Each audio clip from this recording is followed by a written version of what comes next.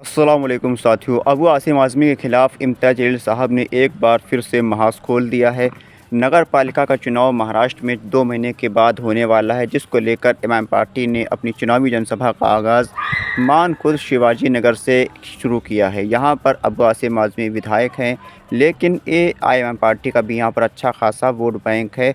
पिछले चुनाव में इमाम पार्टी के प्रत्याशी अतीक सर ने अबू आसिम आज़मी को काफ़ी कड़ी टक्कर दी थी, जिसको लेकर पूरे देश के अंदर चर्चा चल रही थी। अब यहाँ पर नगर पालिका के चुनाव होने हैं, बीएमसी का चुनाव होना है, जिसको लेकर इमाम ने अपनी जनसभा का आगाज़ गोवंडी के इलाके से किया और ख़बर आ रही है कि अतीक सर जो हैं, जो विधानसभा के प्रत्याशी थे गोवंडी के इलाके से, वो आने वाले बीएमसी के इलेक्शन में कॉरपोरेशन का इलेक्शन लड़ सकते हैं और बीएमसी में इमाम पार्टी की नुमाइंदगी कर सकते हैं। यहाँ पर इम्तियाज़ जलील साहब का रोड शो था, वो काफ़ी भारी संख्या में लोग उनको देखने और सुनने पहुँचे थे। जनसभा के अंदर भी इम्तियाज़ जलील साहब ने अबू आसिम आज़मी के खिलाफ तीखे हमले किए और कहा कि अबू आसिम आज़मी भाजपा के इशारों पर काम कर रहे हैं। जहाँ-जहाँ इमाम पार्टी के प्रत्याशी थे, ढूँढ कर मुस्लिम प्रत्याशी वहाँ पर अबू आसिम आज़मी ने खड़े किए थे, ताकि मजलिस को किसी भी तरीके से महाराष्ट्र में कामयाबी हासिल ना होने दी जाए। अब यहाँ पर एक जो चुनाव होना है महानगर पालिका का, नगर पालिका का और बीएमसी का, इसमें समाजवादी पार्टी और एआईएमआईएम पार्टी के बीच काफ़ी कड़ी टक्कर देखने को मिल सकती है। यहाँ पर बीएमसी में इमाम पार्टी अपनी ताकत को बढ़ाना चाहेगी। बीएमसी में पिछले चुनाव में इमाम पार्टी को महज 2 सीटों पर जीत हासिल हुई थी, तो समाजवादी पार्टी को 6 सीटों पर जीत हासिल हुई थी। इस बार इसका उल्टा हो सकता है। एआईएमआईएम पार्टी लगभग 10 सीटें बीएमसी के इलाके में चुनाव जीत सकती है। इसके अलावा औरंगाबाद, मालेगांव, धुले, सूलापुर, अमरावती, नांदेड़ के इलाके में इमाम पार्टी काफ़ी बड़ी संख्या में कॉरपोरेशन का इलेक्शन चुनाव जीतने की संभावना भी बताई जा रही है। इसके अलावा औरंगाबाद और मालेगांव के अंदर इमाम पार्टी अपना मेयर का प्रत्याशी भी चुनाव जिताने में कामयाब हो सकती है।